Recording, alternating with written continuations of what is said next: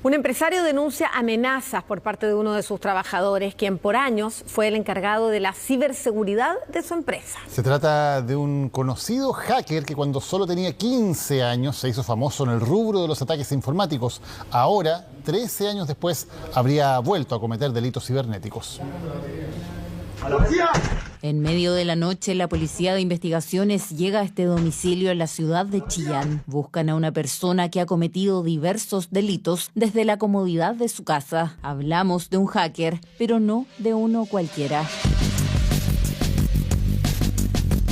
A Pablo Jara lo conocí hace más de 12 años. Él nos hizo un hackeo en ese momento. Este sujeto desde temprana edad demostró interés por lo que tiene relación con el área informática. Y me entero que en ese momento era un chico de 14 años. Esta historia comienza 12 años atrás cuando Patricio recién comenzaba su negocio. Una empresa encargada del diseño, desarrollo y mantención de sitios web. En palabras simples, diferentes servicios digitales. En ese entonces el sistema fue vulnerado por un hacker quien dejó un mensaje a sus víctimas. Él deja un dato de contacto para que la empresa tome conocimiento de que efectivamente se encuentra con errores o falencias en dicho sitio web. Y es una práctica bastante común que los hackers en algún momento se pasen al lado de la luz y empiecen a tratar como guardaespaldas. El autor del hackeo, un joven que en ese tiempo tenía 15 años, llamado Pablo Jara, quien ya en ese entonces tenía amplios conocimientos en informática. No solo eso, estos titulares, noticias que datan de 2011 y 2013, hacen referencia justamente a la misma persona, un escolar que intervino en más de 1.200 sitios web privados y del gobierno. Pese a esos antecedentes, Patricio decide darle una oportunidad y contratarlo en su empresa. Contrata los servicios del imputado y esos servicios específicamente era la administración de los datos informáticos con los cuales trabajaba la empresa. Hablamos de información sensible, también de los clientes, que en su mayoría eran sociedades médicas, pero también había distintos establecimientos, tanto públicos como privados. A cargo de proteger toda esa información estaba este joven, quien por años desempeñó bien su tarea. El error que comete la empresa es que todo lo relacionado con el área informática se encontraba a cargo de esta persona. En principio, él no cometió malas prácticas. Es un hecho concreto en que el imputado decide cometer los diferentes ilícitos por los cuales hoy en día está formalizado. Y es que en tiempos de pandemia la empresa se hace cargo de nuevos negocios que exigen mayor seguridad en el sistema. Patricio decide cotizar con otros proveedores y lo hace a través de su correo electrónico personal. Correo al que Pablo Jara tenía acceso, pero no la autorización de ingresar. El correo electrónico está protegido por un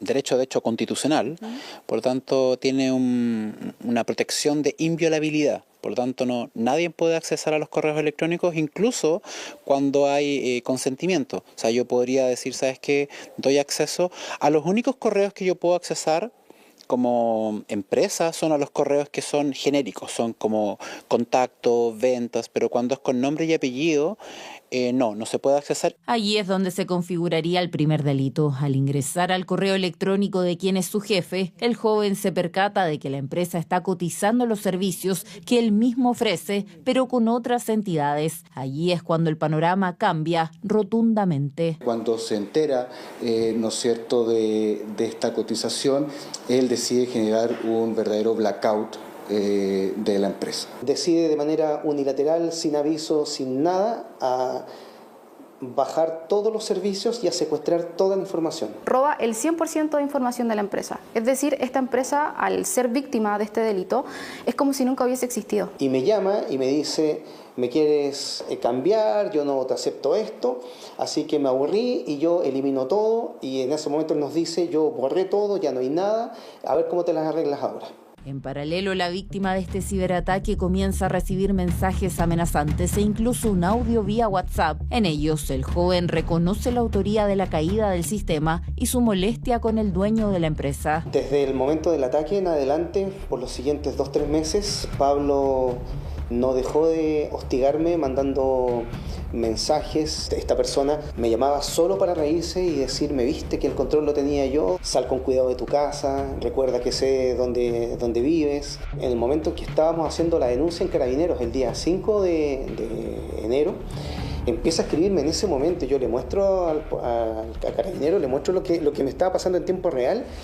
El carabinero lo mira y dice: este hombre no tiene idea en lo que se está metiendo. Dice: esto es muy grave lo que está haciendo. Contactó además a los clientes de la empresa, asegurándoles que el servicio que habían contratado era vulnerable, intentando reclutarlos, es decir, quitarle los clientes a su víctima. Pese a las complicaciones del momento, la empresa afectada logró recuperar información perdida, pero no la totalidad. Nos dice que tenemos que pagarle dinero para recuperar esa información y tuvimos que hacerlo, tuvimos que transferirle la plata que él nos pidió, que fueron hartos millones. Durante ese proceso nos contactamos con el estudio de abogados y a partir de ahí ellos toman el control de la situación. Pese a que continuaron las amenazas, la querella interpuesta bajó la intensidad de los ilícitos. La Policía de Investigaciones ya conocía al imputado, eso por su historial delictual, el que, como ya adelantábamos, comenzó cuando apenas tenía 15 años de edad. Tras una serie de diligencias, Pablo Jara fue detenido. Al momento del ingreso se logró la incautación de diferentes dispositivos. Estamos hablando de notebooks, teléfonos celulares, y además una base de datos que tiene relación con la empresa víctima. Al imputado se lo está investigando por 5 hechos diferentes, ¿no? Hay 3 delitos informáticos y 2 delitos de amenazas. Hoy en día la tecnología forma parte esencial de nuestras vidas, los cuales nos trae diferentes beneficios, pero a la vez nos vuelve más vulnerables. Yo quisiera que pudiese tomarse el peso de lo que esto significó. El daño que nos hizo de haberse concretado, de no haber podido recuperar nada, hubiese significado 15 familias que se hubiesen quedado sin sustento. Encuentro que el daño fue tan gigantesco que yo quisiera que el peso de la ley cayera sobre él y que él recibiera la condena que corresponde. Pablo Jara fue formalizado por diversos delitos, entre ellos ataque a la integridad de un sistema informático, acceso ilícito y amenazas condicionales. Actualmente se encuentra en la cárcel por constituir su libertad una amenaza a la seguridad de la víctima y también un riesgo para el éxito de la investigación, que continúa en curso. Vamos a hablar de una situación que es muy cotidiana: usar estos secadores eléctricos para secarse las manos en los baños públicos. Es que expertos y científicos alertan sobre posibles peligros de su uso en términos sanitarios. Sí, increíble, porque uno podría pensar que son incluso mejores que secarse con una toalla, que podrían ser podrían acarrear menos gérmenes. Sin embargo, lo que dicen los expertos es que propagan bacterias y esporas. A lavarse las manos con agua y jabón. A lavar las manos. ¡Sí! A lavarse las manitas. De niños nos enseñaron a lavarnos las manos con agua y con jabón y a secarlas muy bien. De adultos se supone que aprendemos, pero hay algunos enemigos que no vemos y no nos dejan cumplir con esta enseñanza de niños. Cuando la necesidad llama, llama. Y si está cerca de un baño público, esa es la salvación. Pero paremos acá, porque aunque crea que el jabón, el agua y los secadores de manos los dejarán impecables, pues no es así. Siempre que voy a un aseo público intento evitar siempre utilizar este tipo de secadores de mano, porque existe evidencia científica que demuestra que son capaces de absorber las bacterias que hay en el entorno del baño, acumularlas en su interior y luego liberarlas por el chorro de aire, lo que se traduce en que recién lavadas tus manos se vuelven a contaminar de bacterias. A quien escucha es a Lucía Almagro, biotecnóloga y divulgadora científica, en uno de sus videos de TikTok que fue viral. Y como no nos podemos quedar solo con eso, fuimos a preguntar qué tan cierto es que los secadores de manos son prácticamente bombas de gérmenes. Sí, están así. Tienen 70 veces más carga microbiana de lo que uno puede encontrar en una toalla de papel. Algunas personas evitan sentarse en la taza del inodoro, tomar los grifos o las descargas, pero hay lugares sorprendentes como los secadores que esconden algo perturbador.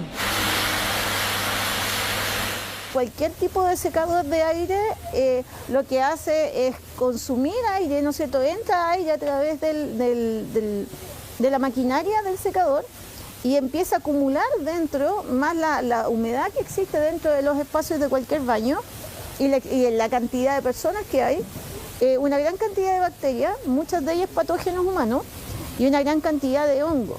Entonces, cuando uno prende el aparato, sale este aire y uno finalmente se echa en las manos, después que se las lava, curiosamente, toda esa carga microbiana en las manos y en la ropa. Incluso algunos estudios han comprobado que estos aparatos funcionan de manera similar a un estornudo prolongado de 12 segundos.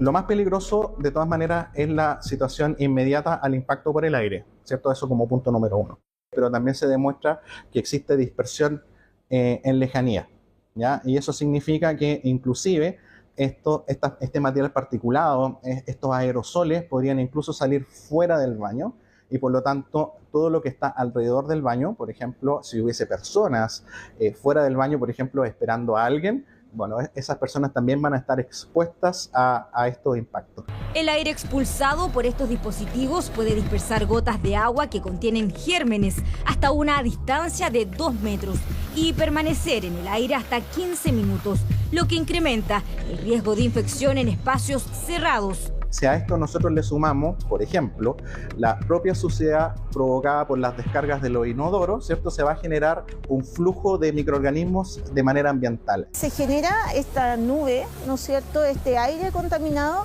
que uno lo aspira. Entonces, la verdad es que puede empeorar algún cuadro infeccioso que uno ya puede ser peligroso para una persona que sea muy susceptible, una persona mayor, una persona con una enfermedad crónica. Entonces la verdad es que es mejor no usarlas. Y así se ha comprobado en simples experimentos donde se muestran cómo las máquinas secadoras de mano son capaces de almacenar colonias enteras de bacterias, las cuales podrían ser muy peligrosas para la salud. This one's at a gas station. It's still pretty nasty. Here's this hand dryer at a movie theater. Not as bad as the last one, but still more than I would like. Fuimos a revisar algunos de estos aparatos en baños públicos, en centros comerciales. Esto es lo que usted no ve cuando coloca sus manos acá.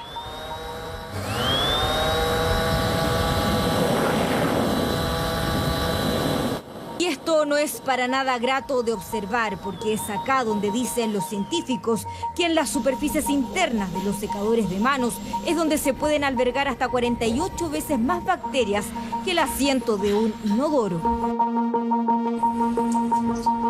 Cuando me preguntan cuál es la mejor forma de dejar mis manos limpias para secarlas, bueno, en realidad es este sistema. Una toallita de papel, simplemente una, bastará para secar tus manos y evitar la contaminación con bacterias y esporas. Pero además, después del enjuague, al utilizar la toalla, voy a hacer un segundo efecto de limpieza asociado al proceso de secado, que por arrastre también va a ayudar a la eliminación de microorganismos, que en el caso de la máquina de aire no existe. Y escuche esto porque nunca está de más un consejo para su casa, porque ahí puede haber algo peor que los secadores de manos. Es la toalla de género. La toalla de género en general es incluso más peligrosa que estos dos métodos que hemos mencionado anteriormente, porque su uso es repetido. Es decir, tú te lavas las manos y transfieres tanto la materia orgánica como el agua hacia la toalla de género en este caso, y eso es utilizado varias veces durante el día, por lo tanto va acumulando humedad y también va promoviendo el crecimiento de microorganismos. Entonces, en ese caso, la recomendación es que estas toallas sean reemplazadas diariamente, porque el efecto de acumulación de humedad y del crecimiento de los microorganismos tú lo vas a notar en horas. Ahora ya sabe un tip para mantener la limpieza en sus manos y su entorno. Y si prefiere no usar papel para no contaminar más, quizás la mejor opción para su salud sea secarse las manos al aire.